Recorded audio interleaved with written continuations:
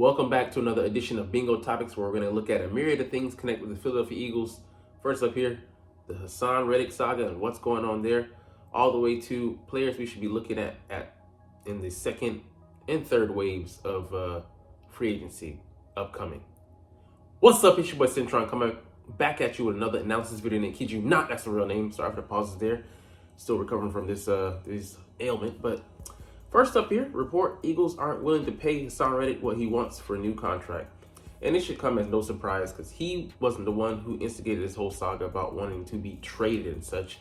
It was the Eagles, and they were always trying to make themselves look good in the public eye and come out with the clean, spotty image. We're not trying to trade the guy, but it's just what he's willing to to be open to find out where his numbers actually lie. And he's gone out and talked to teams, and they probably got a good assessment of where they want the draft capital to be, as well as they're going to be compensated with, or player compensation, as well as the numbers, the contract talks. So they know exactly what it is he wants, and from the sounds of it, they're far apart in where they want to be. Haason wants this number. The Eagles are more willing to pay around this neighborhood, and they're considering his age, considering we have two corners on the roster in Bradbury and Slay, both on the downward trend, but one who precipitously fell off that cliff this past season, and now they're looking at Haason, who's paying the penalty for that. I mean, you want to get rid of your guys a year late than a year early, rather than a year late, and they don't want. His value is always is going to be dinged from here on out. He's looking at it as a depreciating asset. He's 29, on the verge of turning 30 in September. And how much can they get in return for him? They don't want to just let him go for nothing. And they want to get their just rewards, for a player of his caliber.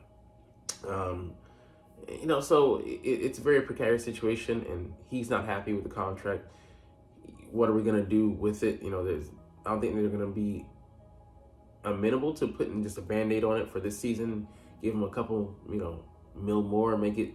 His cap figure is 21.4 mil, I believe, and getting it closer to that. His number, he's getting paid 14 million. 3-4 million increase just for this season. Could maybe placate him, but I don't know if that's something that, like I said, they're amenable to. So it's gonna go in one or two ways. One or three ways. He stays and gets paid a modicum increase, or say four ways. He stays and gets extended. I'll say that's the least likely of the outcomes. He gets traded, or they hopefully not let him play on this disgruntled contract, and it affects his play in morale in that locker room and team. So it's just so much that can go bad with them not addressing the situation, sending it to the nether realm of the recesses of their mind. I don't think that's a luxury they can afford, though. So it'll be interesting to see which direction it goes. I hope that they find a way to keep him around. I would have preferred, because there's so much influx. We've got Nolan Smith on the books, for a couple more years. Don't know what he is, but he's still here. Too early to give up on him. Bryce Huff, we brought him in for the next 3 years on the books at least. And Josh Sweat, I love him, but I would take, in the immediate, trying to push for a Super Bowl this year, I would take Haas over him, because Haas, at the very least, he can drop, to some degree. And the scheme will be able to hide him so he wouldn't be exposed, and be doing it kind of like just at random. Just didn't seem like there was much of a plan for it. It was very telegraphed each and every time. So I don't know where this saga ends, but hopefully it's a chapter we can close the book on pretty soon, because it's getting tiring. And it's the public, sadly, the fans will always see billionaires versus billionaires, no side with the billionaires, unfortunately, because they see these guys as crybabies, getting paid a king's ransom to play a kid's game. But they got more in common with you, because they're being employed by someone else, and they have all the cards in their hand. And really, it's the employees we come to see, not the employers. They just provide the place and the fundage. So anyways, Interesting. All right, next to who could be looking to get his services. Rating potential suitors for Eagles linebacker Haason Reddick. First up here, we have the Rams. And with the loss of Aaron Donald, they need to amend that pass rush. They have rookie Byron Young coming off a very solid year for him, but losing a guy like Aaron Donald, a future Hall of Famer, potentially a first ballot guy, you need to replace that production. And although it won't be the interior, it would be the exterior. They'd probably be willing to pay, man. And a second round, I think we could at least get that out of them. I don't think we'll get a first round, and that's just out of the question for most franchises. And it's too late in the game. Brian Burns barely fetched what he fetched, Haason Reddick is not gonna get over that, and he was much younger, and he could have been had for way more than that last season if the Carolina Panthers would have been willing to sell off their assets. Arizona, very likely, would take it. Coordinator he played under and had a career high under in Jonathan Gannon.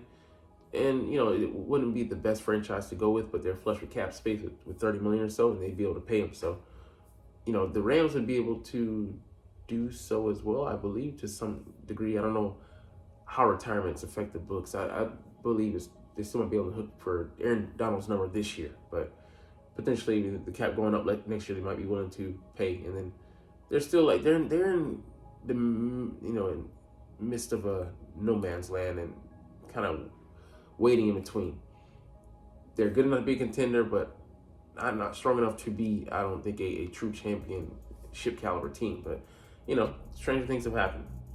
Shout out to that season upcoming. But New England Patriots, that they can pay him, and you'll have to be fine with losing, but hey, money talks. So $56 million in cap space would definitely be a place that he looked to go to eat those quarterbacks there in the AFC East. And the Jaguars, I think, would be a perfect team for him because they might not be able to pay him as much, but it'd be championship caliber team, and there's that Philly tie there with Doug Peterson. So just some interesting to look at these franchises, 4 franchises that could potentially be in play for him. But there are some guys out there, but it's a more limited market now that free agency is in its second wave. All right, let's look here at a mock draft.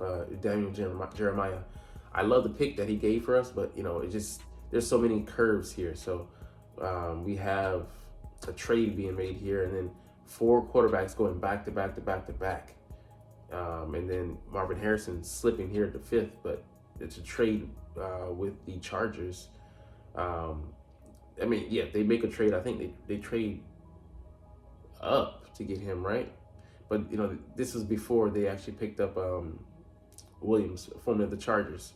So that might negate that. But there's some interesting picks here. You can see the talent is falling because other people have been knocked into place. And let's see, this guy that I still want, Quinyon, goes there to the Colts. And he could have gone here or here, even though they have other needs. But we do end up with Nate Wiggins. That would be a very nice pickup for us, a cover guy who would be able to sit and learn and hopefully bulk up a little bit behind Darius Slay and maybe the former Colts corner.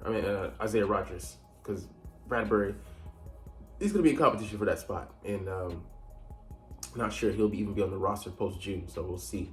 But, a guy that, would be in play to be your number 1 potentially next year with, you got to, like Slay to either probably get released or, he's not going anywhere get traded, but at the very least, he'll be in a diminished role because he'll be at the advanced age of 34, and for a corner, that's ancient dinosaur. But I would love that pickup.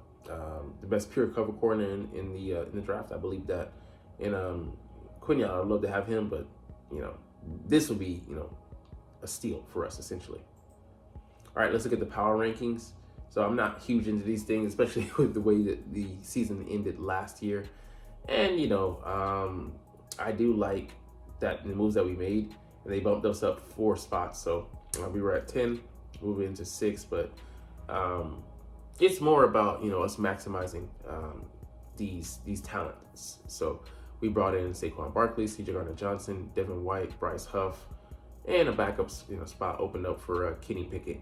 But those are like foundational pieces. The half of the attack on offense is the running attack, and Saquon's a pretty damn good running back. You could say talent-wise, he would only be maybe behind Christian McCaffrey, and he can do a lot of similar things. Although he may not be the caliber receiver he is, but you'll take that any damn day. He's pretty damn good if he can stay healthy.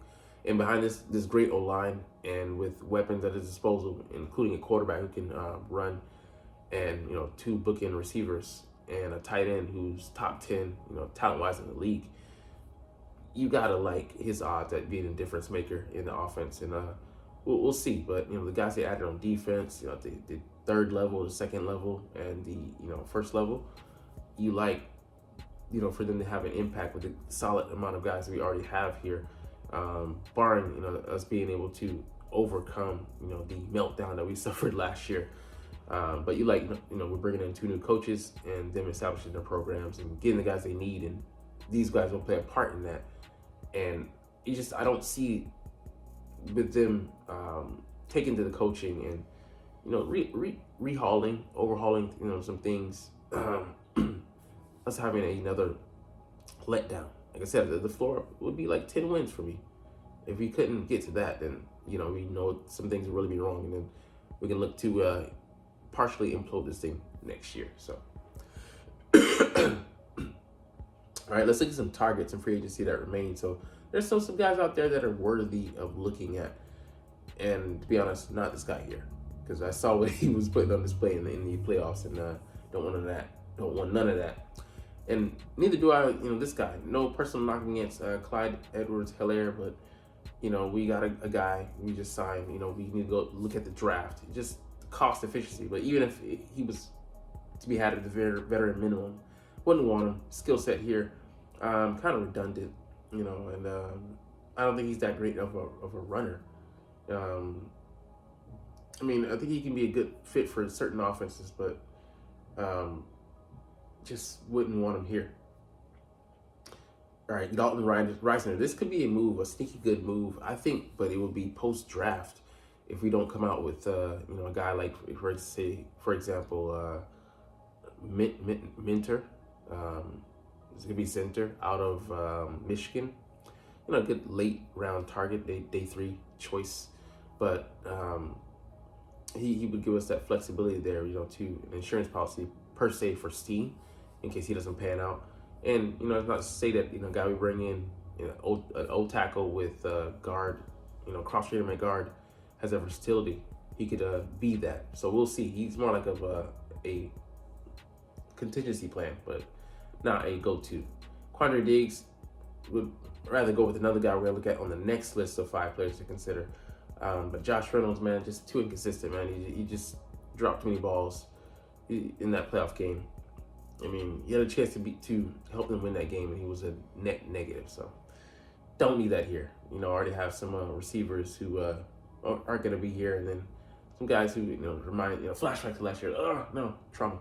So all right, Julian Blackmon is actually the guy I would look at bringing him as that 4th receiver, while our guy, what's his name, Sidney Brown, is on the mend. Added him, to that room, and his price has got to have come down because the initial wave was over. He thought he was going to get this number. Teams are saying, "Hey, you're not that guy, buddy. You had a good year, but you're still an unknown commodity." So I look to bring him in. This number, let's just say the number is 4 or 5 million. Should be willing to do that in a heartbeat. Eddie Jackson, just too long in the tooth. Emergency player only. Avonte Maddox, again, if we don't find anything in the draft and come back to him, cool. But Isaiah Rodgers might be a fit there. We don't know. So, and C.J. Gardner-Johnson can fill some of that, slot duty. But that also means we need a safety capable, which is why Julian Blackmon would, he also has slot capabilities. Will be kind of a perfect pickup. So, Howie. C.J. Henderson, these lottery tickets that we tried to cash in last year, most of them were Hazudes. They were off, so they were non-hitters. So the potential guys that are long in the tooth, not looking to floss, so to speak. Marquez Valdez-Scantling covered him already in the previous edition. Bigger, slightly slower Quez, who's more consistent, but still not consistent enough. So, nah, I'm good. Let's see. And the last thing we'll look at here is a new signing. We have a D-tackle, PJ Mustafer, coming over from, I think, Denver, I believe. But he's a depth guy. He's like 6 foot, was it 6'2", 6'3", 320. Yeah. Runs a 5'4", so he's not, he's smaller than Jordan Davis and much slower. But he's just here to be a camp body for the meantime, and we'll see if we can get a guy in, plug him in who's better than him. But, we're going to need some people to hold up, there in, not Lehigh, I forget where we're doing it now. But anyways, we're going to get out of here on that note. But you're not even watching, though, but it's all good because I love talking about the Eagles and I love making these videos. So we're going to chunk the deuces officially. But as always, it's fly, Eagles, fly, and let's motherfucking go. Like, comment, share, subscribe if you Thanks for watching. Check me out at Cintron, Cintron Anime, Cintron Life, or Cintron Laughs, or other social media.